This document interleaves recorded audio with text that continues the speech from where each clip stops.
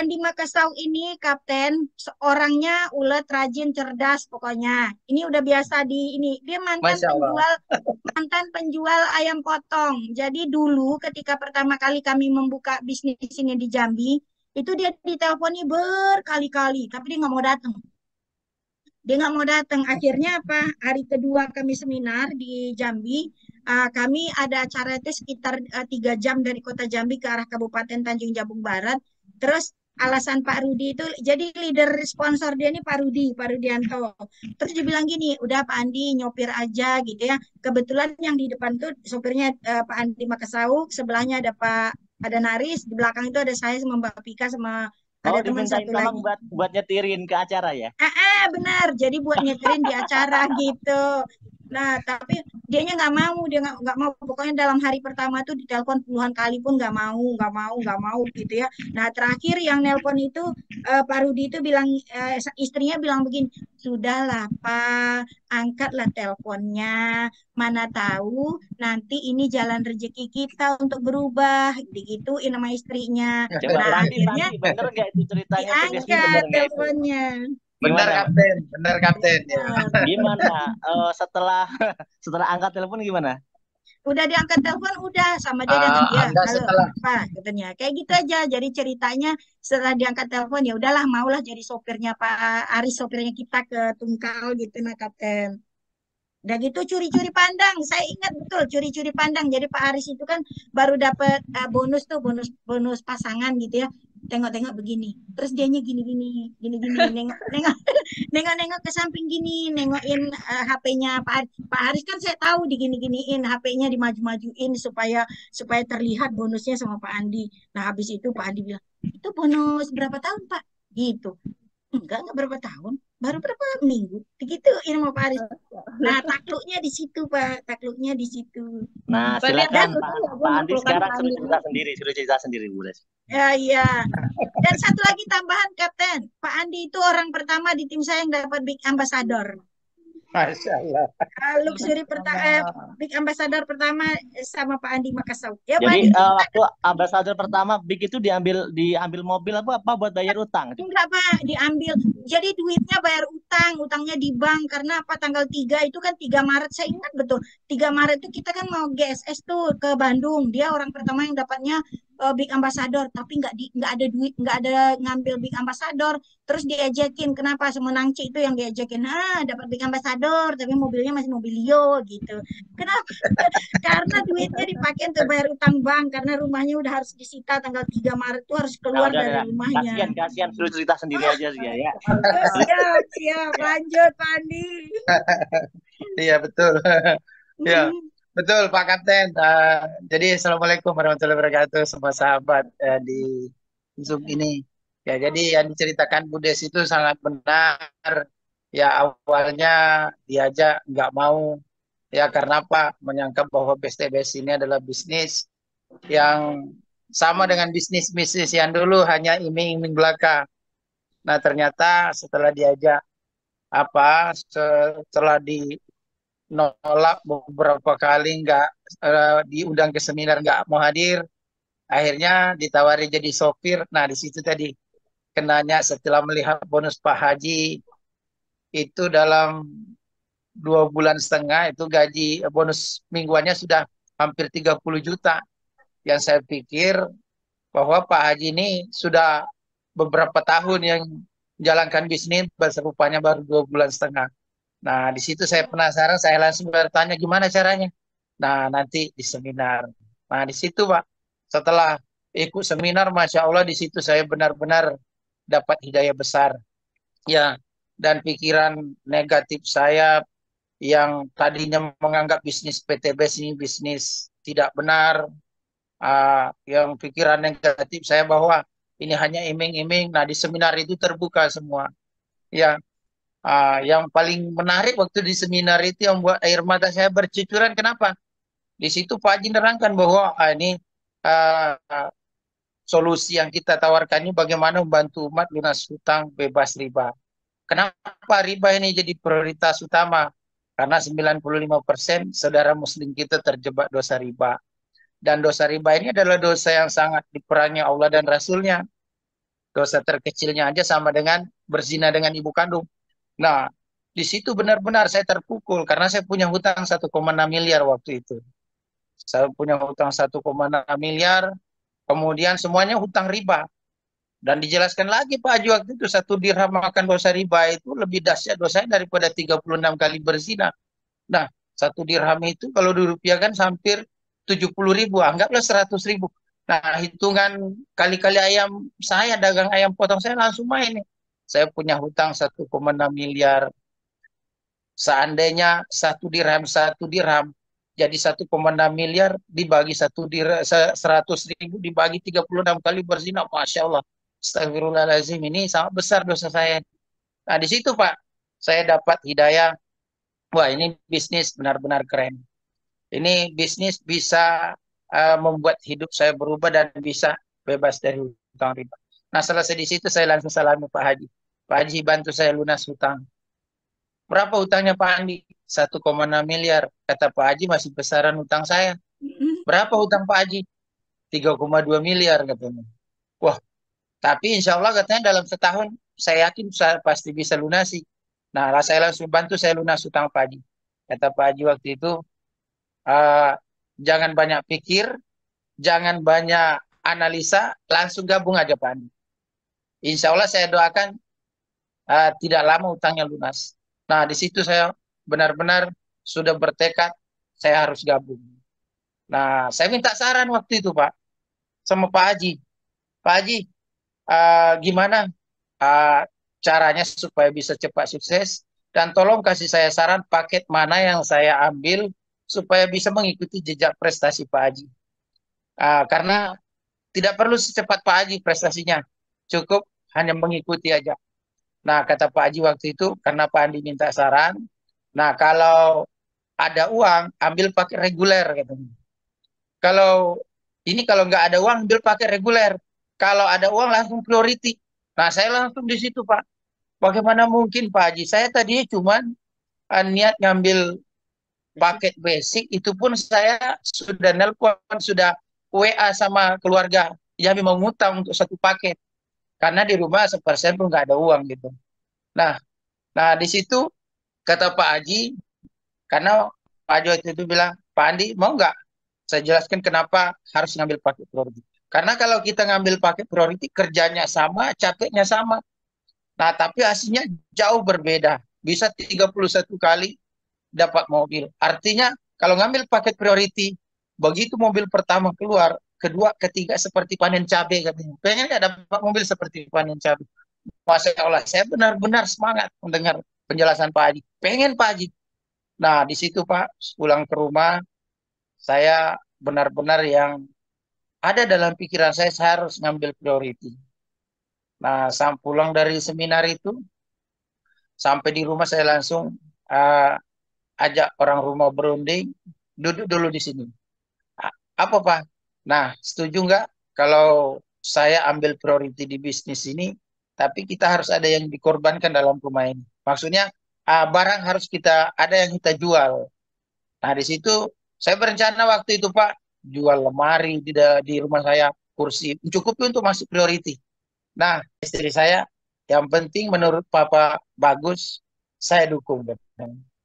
Nah, di situ, mulai hari itu saya tawarkan ke kawan-kawan, teman, ada nggak yang mau jual. Nah, waktu itu kalau misalnya dinilai, ya kalau misalnya harganya ku jual itu, kalau harga baru sih bisa 100 juta lebih. Tapi saya cuma mau butuh yang namanya gabung priority. Nah itu. Nah, tapi nggak ada yang mau beli, Pak. Nggak ada yang mau beli, Bapak Ibu. Jadi waktu itu karena saya dulu pernah ikut travel umroh, pernah saya mendp-kan untuk 13 keluarga, ya, 13 keluarga untuk bisa umroh sekeluarga. Nah, waktu saya DP-kan itu benar-benar saya berjanji sampai neteskan air mata bahwa apapun yang terjadi DP umrah yang berupa voucher ini tidak akan pernah saya jual. Ya, saya harus cukupkan sehingga bisa umroh sekeluarga. Nah, di situ saya sudah tawarkan lemari, kursi, nggak ada yang mau beli. Kawan ada yang nawar. Kata Pak Rudi waktu itu, ini ada yang mau beli Pak Andi.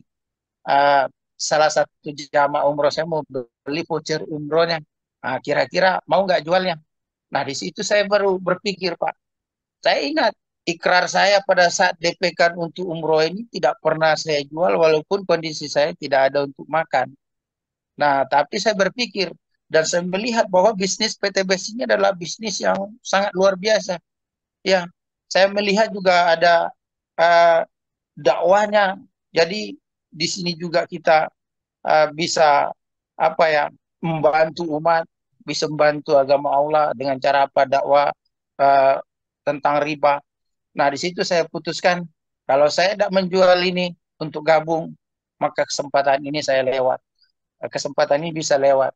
Nah, saya ambil keputusan waktu itu dia beli untuk 3 voucher umroh, DP umroh ini seharga 10.500.000, tapi itu dibayar hanya dengan untuk bergabung di paket reguler.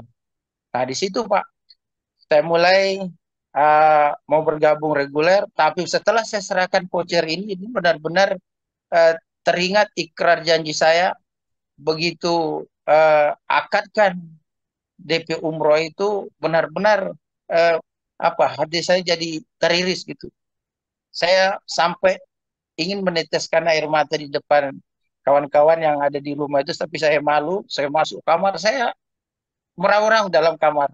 Sampai saya tutup bantal dengan mulut saya. Ya Allah, Engkau juga menghadirkan bisnis PTBS di depan saya. Saya lihat nilai dakwanya ada, dan bisa membantu umat, bisa menyebab, bisa menjadi solusi saya bisa lunas hutang, bisa bangkit dari keterpurukan. Kalau memang ini bisnis yang benar, jalan rezeki yang kau tunjukkan kepada aku maksudnya mampukan saya bisa umroh sekeluarga, mampukan saya bisa lunas hutang. Nah, di situ Pak, begitu selesai, saya bergabung ambil paket reguler awalnya karena priority nggak, dananya nggak ada. Ah, saya jalankan, saya diajak sama Pak Rudi, Pak Andi kapan mau dapat mobil. Saya bilang bulan depan Pak.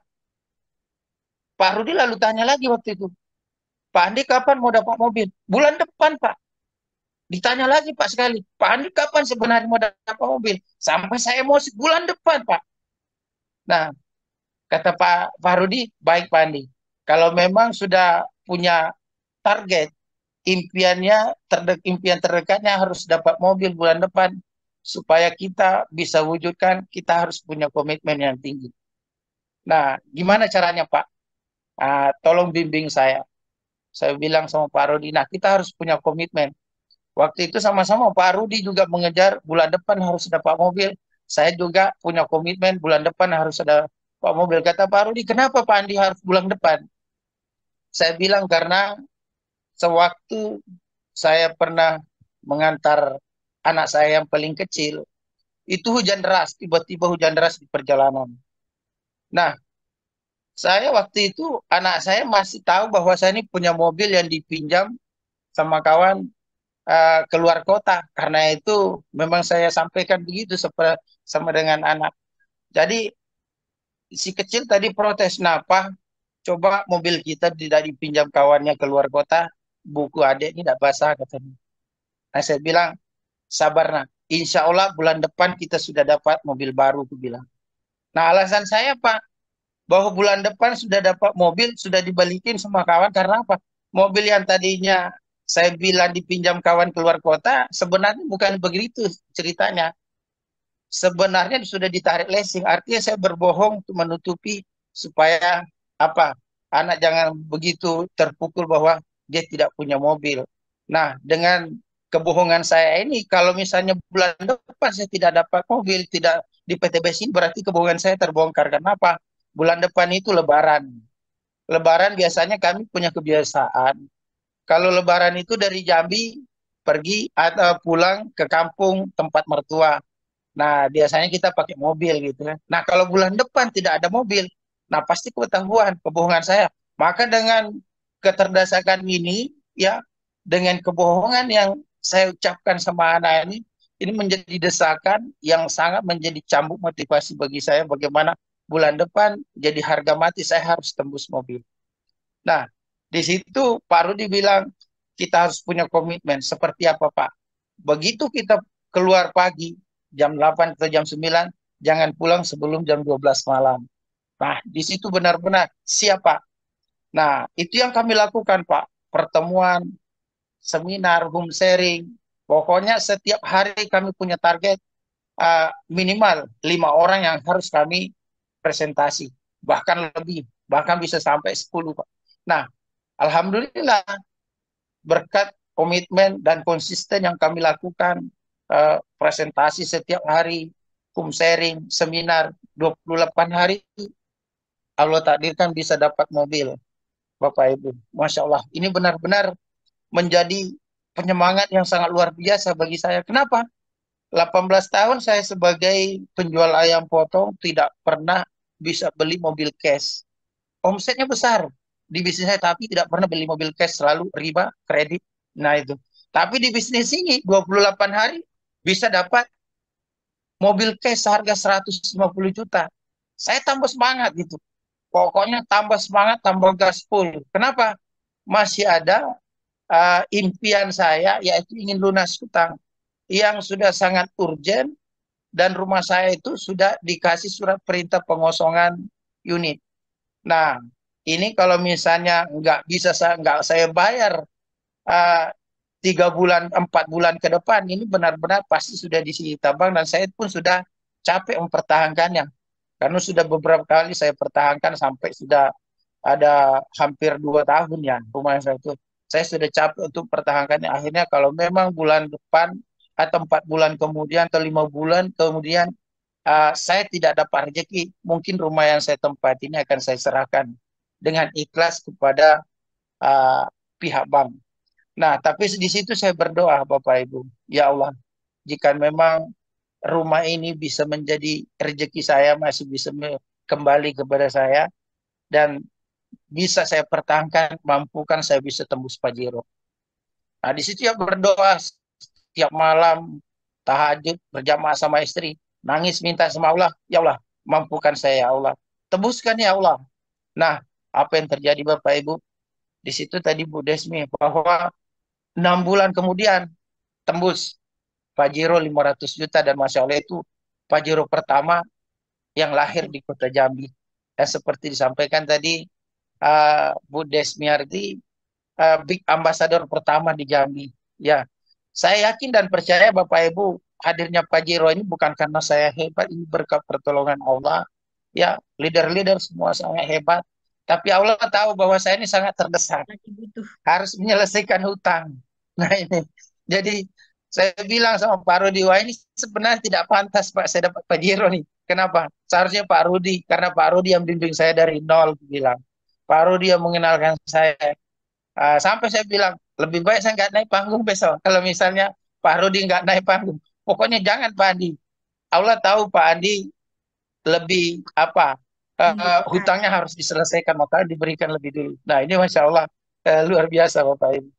Nah, nah setelah dapat Pajero, Masya Allah, palan hutang, rumah mau disita bisa selamat. Tapi lagi-lagi setiap seminar saya dibully sama kawan. Kenapa? Identifikasi dapat Pajero, tapi kok begitu datang Mobilio. Ya, selalu diidentifikasi dapat Big Ambassador, tapi eh, kendaraannya masih pakai Mobilio. Nah, ini membuat saya semakin terpacu semangatnya, harus nih tembus luxury. Nah, ini alhamdulillah eh, dalam waktu 5 tahun menjalankan, luar biasa, luxurinya juga sudah dapat, ya, ya sudah tembus 2, Pajeronya baru 2. Nah ini luar biasa. Hutangnya sudah lunas dalam waktu 2 tahun saya jalankan, lunas 1,6 miliar Bapak Ibu. Dan saya sangat bersyukur. Karena apa? Bukan saya saja yang lunas hutang, melalui wasilah bisnis PT BES ini yang dimentorin oleh Bu Desmiarti, Pak Rudianto sebagai sponsor. Langsung saya yang membina saya, membimbing saya benar-benar luar biasa.